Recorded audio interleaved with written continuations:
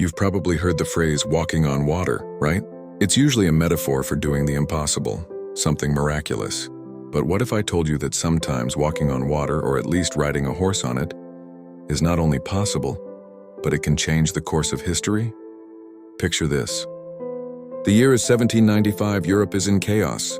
The French Revolution is in full swing, and France is at war with pretty much everyone, including its northern neighbor, the Dutch Republic, which we now know as the Netherlands. The French Revolutionary Army, full of passion and revolutionary zeal, is pushing north, conquering everything in its path. Now let's switch scenes to the Dutch. They have a massive, powerful navy. It's their pride and joy, a symbol of their maritime dominance. As the French army gets closer and closer, the Dutch commanders get nervous. They decide to pull their fleet back to a major naval base called Den Helder. The plan is simple. Get the ships to safety, and if the French keep coming, they can sail away and fight another day. After all, what's a land army going to do against a fleet of warships? It's like bringing a knife to a cannon fight. You can't exactly charge at a ship with cavalry, or can you? This is where Mother Nature decides to enter the chat. The winter of 1794-1795 was not just cold, it was brutally, historically frigid. It was one of the coldest winters of the entire 18th century. Rivers and canals across Europe froze solid, something we rarely see today. As the Dutch fleet sailed into the harbor at Den Helder, the temperature plummeted even further. The water around them began to thicken, ice crystals forming, until the entire bay, the Zuiderzee, froze over. The mighty Dutch fleet with its towering masts and powerful cannons was trapped, stuck, held fast in a giant sheet of ice as if the sea itself had turned to stone. Meanwhile, the French army, led by General Jean-Charles Pichegru, is still advancing. They're marching through this frozen landscape, and their scouts report something incredible.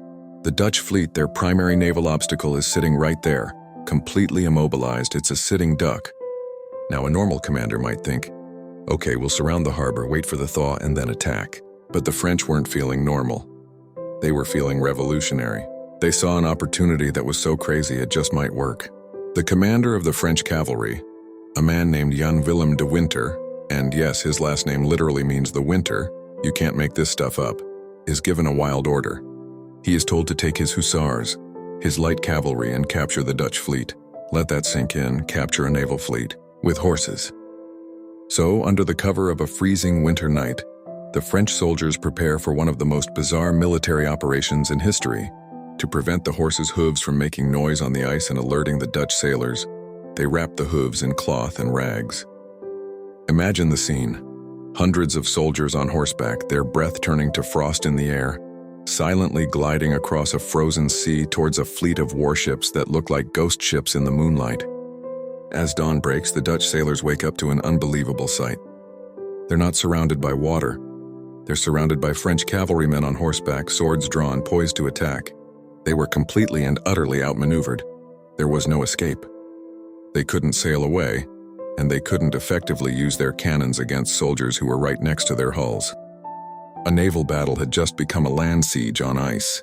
Faced with this impossible situation, what could the Dutch do? They surrendered. Without a single shot being fired, the French cavalry accepted the surrender of 14 Dutch ships of the line and several merchant vessels. An entire naval fleet was captured by men on horseback. This event, the capture of the Dutch fleet at Den Helder, is one of the only times in recorded history that cavalry has captured a fleet of ships. It's a perfect storm of military opportunism and a freak weather event. It proved that sometimes, the impossible isn't so impossible after all. You just need the right conditions. You just need the water to be frozen solid. It wasn't a miracle, it was just winter. But for the French army that day, it might as well have been walking on water.